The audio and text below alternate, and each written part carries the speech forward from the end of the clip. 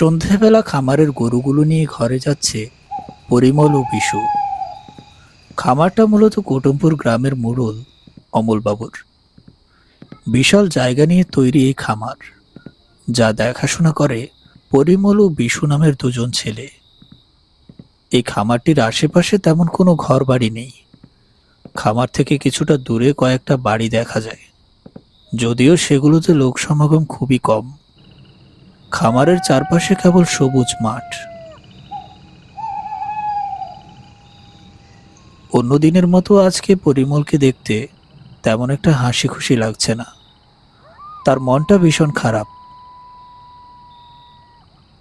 অনেকদিন ধরে বিশু আর সেই খামার দেখাশোনা করে আসছিল, কিন্তু আগামীকাল বিশু এই খামার থেকে চলে যাবে, আর বিশুর পরিবর্তে খামারে আসবে একজন নতুন ছেলে। সেই ছেলেটি কেমন হবে না হবে, পরিমলের সাথে মিলেমিশে থাকতে পারবে কিনা, এসব নিয়ে সে একটু চিন্তিত।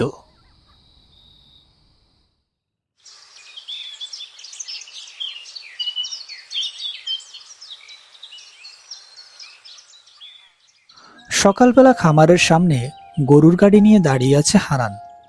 হারানের গাড়ির ভেতরে বসে আছে কুটুমপুর গ্রামের মোড়ল অমলবাবু ও রঘু। অমলবাবু রঘুকে এনেছে বিশুর পরিবর্তে খামারে কাজ করার জন্য।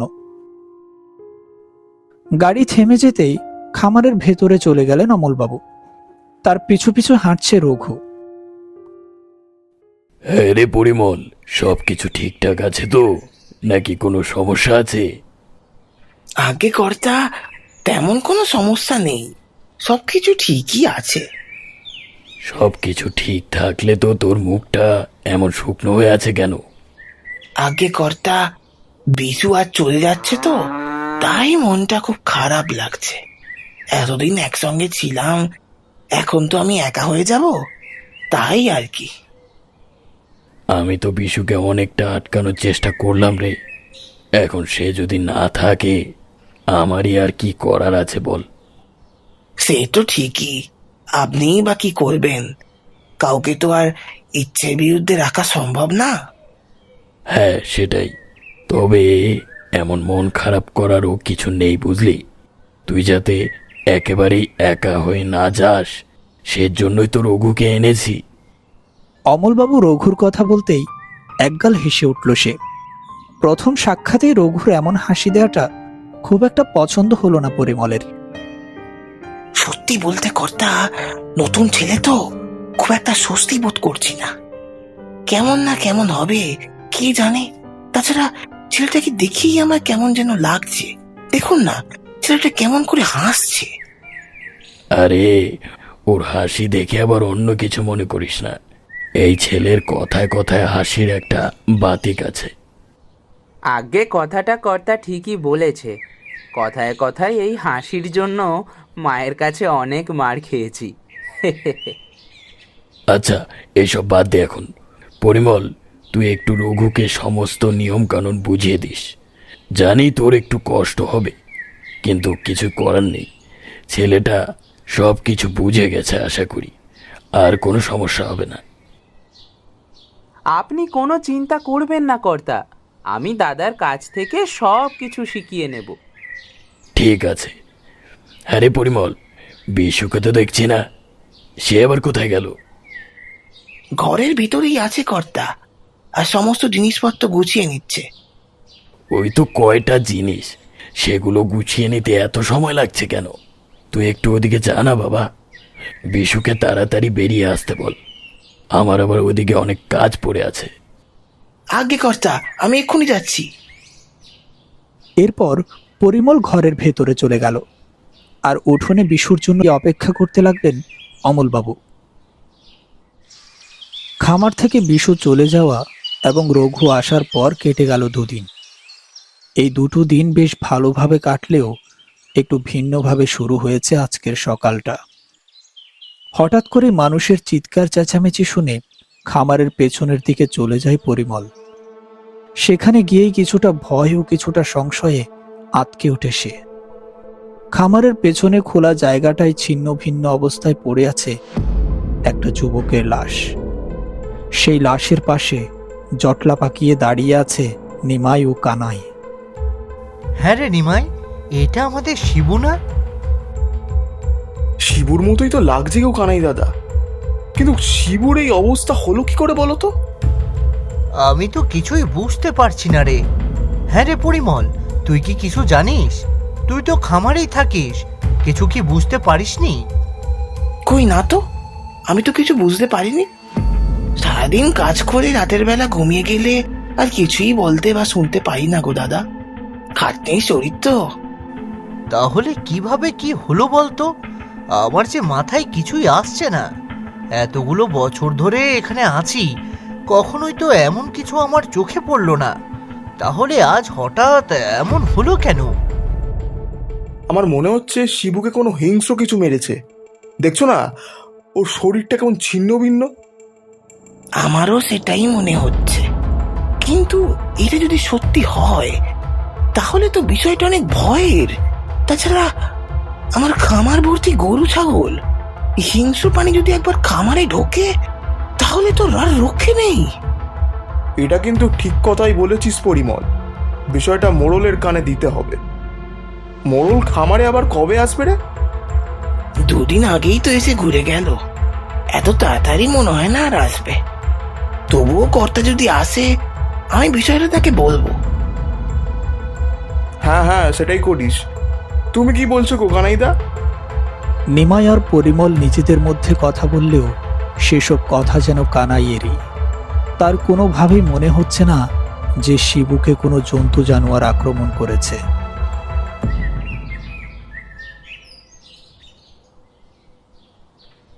খামারের আশেপাশে তেমন কোনো লোকালয় না থাকলেও যে কয়েকটি ঘরবাড়ি আছে তাদের জীবিকার জন্য একটা বাজারও রয়েছে সেখানে।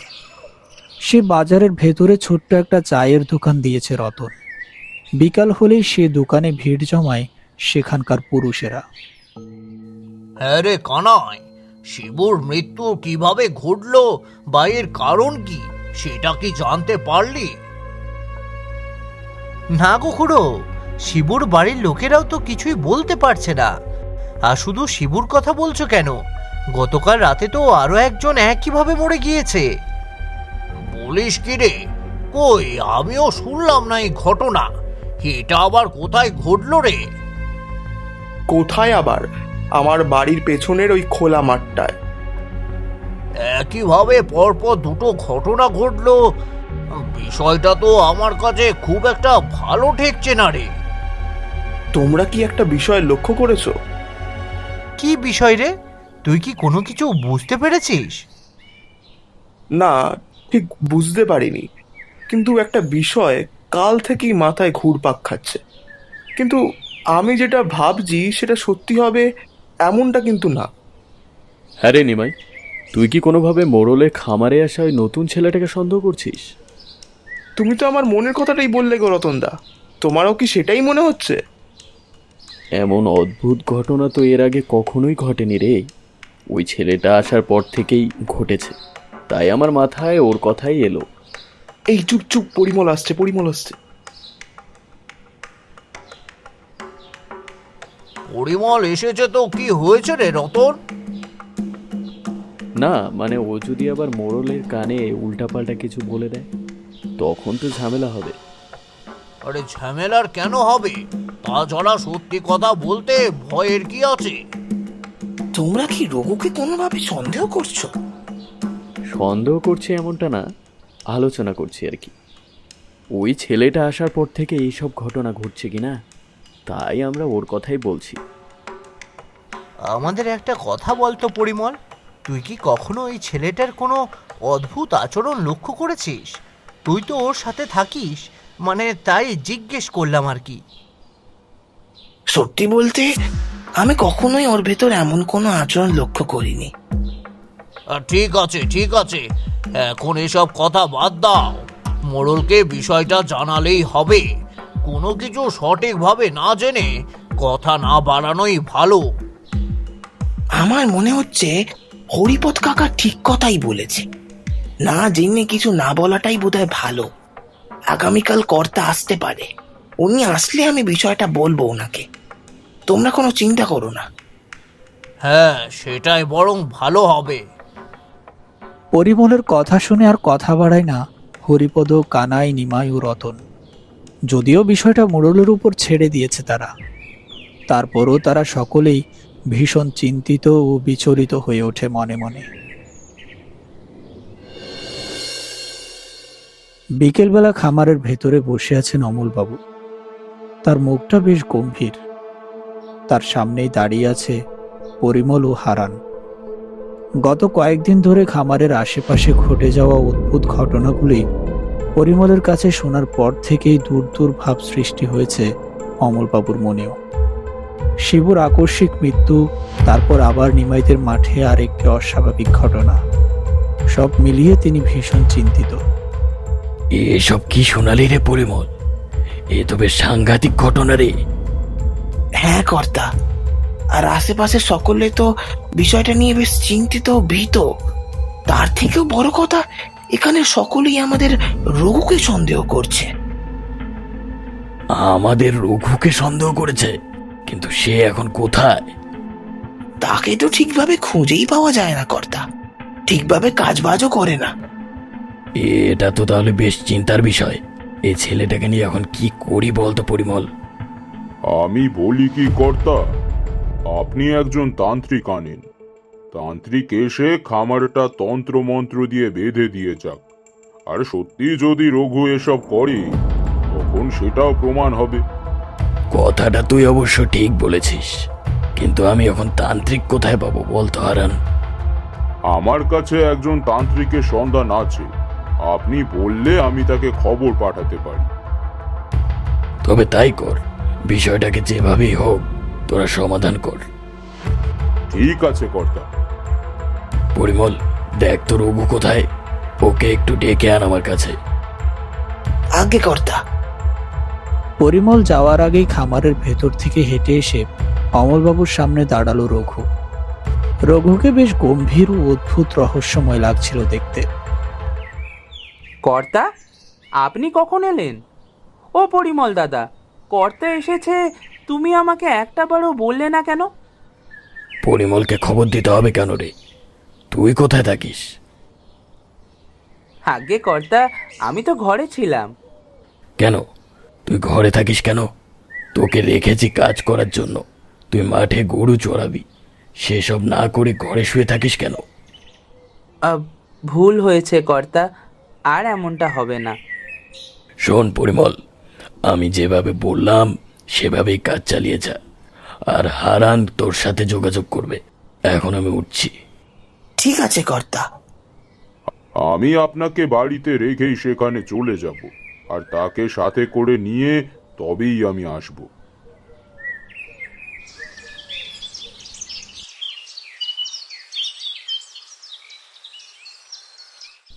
সমস্ত কথা শেষ করে খামার থেকে বেরিয়ে আসলেন অমলবাবু।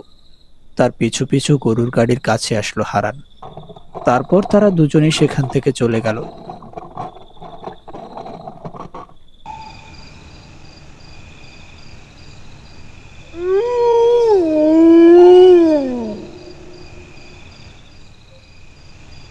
খামারের ভেতরে যেন এক অদ্ভুত নীরবতা বিরাজ করছে আজ। সন্ধ্যার আলো ধীরে ধীরে মিলিয়ে যাচ্ছে পূর্ব থেকে পশ্চিমে। সেই সাথে খামারের চারপাশে এক অচেনা পচা গন্ধ ভেসে বেড়াচ্ছে বাতাসে। খামারের মাঝ বরাবর মাটির উপর বসে আছে তান্ত্রিক। তার সামনে আগুনের কুণ্ডলি রাখা। সেই আগুনের কুণ্ডলির পাশেই দাঁড়িয়ে আছে পরিমল, হারান ও রঘু। তান্ত্রিক এসে বসার পর থেকেই কেমন ভারী নিস্তব্ধতা নেমে এসেছে চারপাশে। ওই জায়গায় চারিদিকে অশুভ ছায়া ঘোরাফেরা করছে। পরপর দুটো মৃত্যুর একটুও স্বাভাবিক নয়। এমন মৃত্যুতে সাধারণ মানুষের হাত থাকে না। এখানে অবশ্যই অন্য কিছু আছে। গুরুজি, আপনি কি এমন কিছু বুঝতে পারছেন? এই মৃত্যু দুটো কি কোনো অশুভ আত্মার কাজ?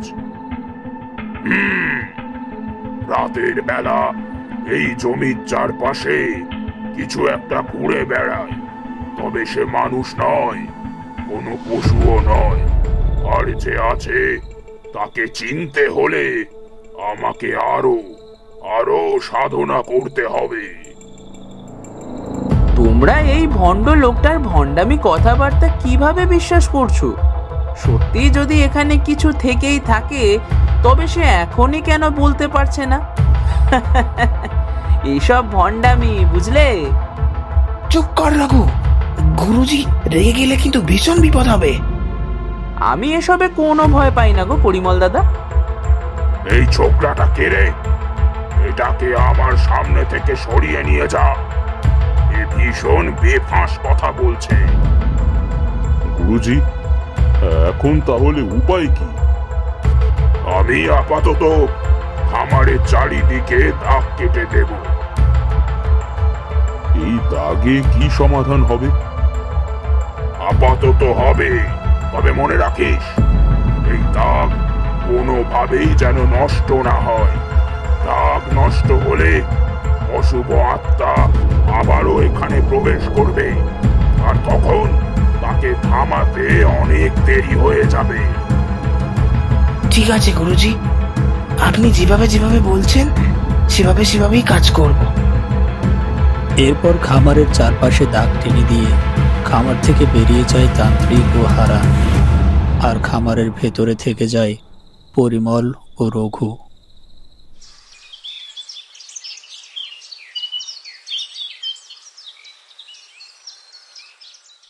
গুরুজি মন্ত্রপুত দাগ টেনে দিয়ে যাওয়ার পর কেটে গেল বেশ কদিন। এই কদিন ভালোভাবে পার হলেও আজকে সকালে ঘুম থেকে উঠেই পরিমল লক্ষ্য করল খামারের উঠোনে দুটো গরু মরে পড়ে আছে, যা দেখে ভীষণ ভয় পেয়ে গেল সে। আর তৎক্ষণাৎ হারানকে খবর দিতেই সাথে সাথে খামারে এসে উপস্থিত হয়েছে হারান। কি হয়েছে রে পরিমল? তুই আমাকে এমন জরুরিভাবে ডেকে পাঠালি কেন বলতো? ওই দেখো হারান্দা, আজ সকালে ঘুম থেকে উঠে দেখি ওই গরু দুটো ওখানে মরে পড়ে আছে। গরুগুলোর গলায় দেখো কেমন একটা দাগ, মনে হচ্ছে কিছু একটা তাদের রক্ত চুষে নিয়েছে।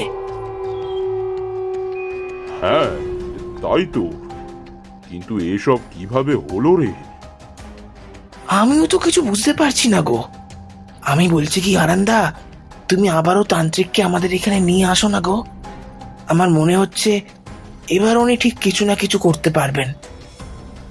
বিষয়টাকে এবার বেশ গুরুত্বের সাথেই দেখতে হবে, বুঝলি? আজকের ঘটনা দেখে আমিও যে ভীষণ চিন্তায় পড়ে গেলাম রে। ও হারান্দা, তুমি আর বেশি দেরি করো না গো, শিগগির গুরুজিকে আমাদের এখানে নিয়ে আসো। ঠিক আছে, আমি এক্ষুনি যাচ্ছি।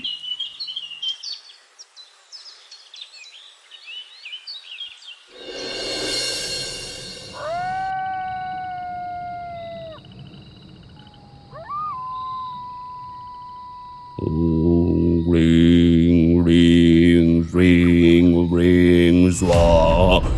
Om ring, ring, ring, swaha.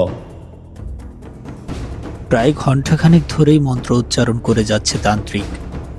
তার পাশেই দাঁড়িয়ে আছে হারান ও পরিমল। হঠাৎ করেই বেশ চিন্তিত ও বিচলিত লাগছে তান্ত্রিককে। দেখে বোঝাই যাচ্ছে যে তিনি যেটা জানার জন্য এতক্ষণ ধরে অপেক্ষা করছিলেন সেটা হয়তো জানতে পেরেছেন তিনি। গুরুজি, আপনাকে এমন বিচলিত দেখাচ্ছে কেন? আপনি কি তবে কিছু বুঝতে পেরেছেন? শুধু বুঝতেই পারিনি, বরং সমস্তটা আমার হাতের মুঠোয় চলে এসেছে। কি করছি এসব সেটা জেনে গেছেন আপনি? জেনে তো আমি সেদিনই গিয়েছিলাম রে, শুধু তোদেরকে আর ওই অশুভ শরীরটাকে বুঝতে দিইনি। মানে আপনি কোনোভাবে রঘুর কথা বলছেন গুরুজি? একটু সবুর কর না, সব কিছু এমনি বুঝে যাবি। এমন সময় হঠাৎ করেই সম্পূর্ণ ভূতরূপে ঘর থেকে বেরিয়ে এলো রঘু। বেশ ক্ষিপ্ত ও বিচলিত দেখাচ্ছিল তাকে। সেই পরিমলের পাশে দাঁড়াতেই ভয়ে চিৎকার করে উঠল পরিমল। ও মাগো, এটা কি গুরুজি? রঘু দেখছি সত্যি সত্যি ভূত। বুড়ো, তুই আবার এসেছিস? তোর কি জানের কোনো ভয় নেই নাকি? ভয়? ভয় আমি না, তুই পারে রঘু। তুই কি ভেবেছিস তুই একাই চালাক? দেখলি তো তোর সাথে কেমন 2 নাম্বারই করলাম, আর নিজের জালে নিজেই ফেঁসে গেলি তুই। আমি তো তোকে সেদিনই চিনে ফেলেছিলাম রে, শুধুমাত্র তোকে আয়ত্তে আনবো বলে সেদিন কিছু বলিনি, আর দাগ টেনে দিয়েছি যেন তুই বাইরে যেতে না পারিস। বাইরে যেতে না পেরে খামারের গরুগুলোর ওপর হামলা শুরু করলি। এই, বেশি কথা বলিস না বুড়ো। ভালো চাস তো এখান থেকে চলে যা, নইলে কিন্তু আমি পরিমলকে এই মুহূর্তেই শেষ করে দেব। গুরুজি, আপনি কিছু একটা করুন না। ওম রিং কালী কালী মহাকালী অশুভ দোষ বিনাশিনী স্বাহা। ওম অগ্নি শক্তি প্রদীপ্ত স্বরূপে অশরীর রূপ নাশয় নাশয় ফট। তান্ত্রিক যত জোরে জোরে মন্ত্র উচ্চারণ করছে ততই যেন আরো ক্ষিপ্ত হয়ে উঠছে রঘু। ক্ষিপ্ততার এক পর্যায়ে গিয়ে পরিমলের গলা চেপে ধরল সে। পরিমলের শরীরটা মাটিতে লুটিয়ে পড়তেই হা হা করে হেসে উঠল রঘু। আজ তোরা কেউ বাঁচবি না, কেউ না। এক এক করে আমি তোদের সকলকেই মেরে ফেলবো। এবার মারবো ওই গাড়িয়ালকে, তারপর বুড়ো তোকে ধরবো, তোকে। গুরুজি, আপনি কিছু একটা করুন না। ও ও তো আমাকে মেরে ফেলবে। রঘু হারানের দিকে যতই এগোতে থাকে ততই জোরে জোরে মন্ত্র উচ্চারণ করতে থাকে তান্ত্রিক। ওম রিং কালী কালী মহাকালী অশুভ দোষ বিনাশিনী স্বাহা। ওম অগ্নি শক্তি প্রদীপ্ত স্বরূপে অশরীর রূপ নাশয় নাশয় ফট। না না না, বন্ধ করো মন্ত্র পড়া। আমার শরীর চলে যাচ্ছে, আমার শরীর চলে যাচ্ছে।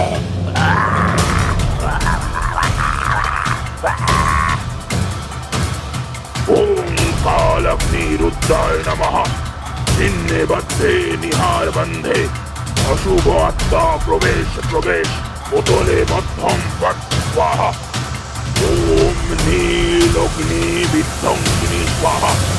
ওম ভূতবন্ধন শক্তি প্রহার। এভাবে বেশ কিছুক্ষণ কেটে যাওয়ার পর তার শরীরটা ধীরে ধীরে কাঁপতে থাকে। একসময় তার শরীরটা নিস্তেজ হয়ে মাটিতে পড়ে যায়। রঘু মাটিতে পড়ে যাওয়ার সাথে সাথেই তার আত্মাকে বন্দি করে ফেলে তান্ত্রিক। এবার কেবল মাটিতে রঘুর মৃত শরীরটা পড়ে আছে। আর কোনো ভয় নেই, রঘুর শরীর থেকে অশুভ আত্মাকে আমি বন্দি করে ফেলেছি। সে আর কখনোই পৃথিবীতে ফিরে আসতে পারবে না। কিন্তু কিন্তু গুরুজি, পরিমল যে শেষ হয়ে গেল গুরুজি। শেষ না, পরিমল নিজের আত্মাহুতি দিয়ে আরো অনেকের জীবন বাঁচিয়ে দিয়ে গেল। হয়তো আপনি ঠিক কথাই বলেছেন গুরুজি।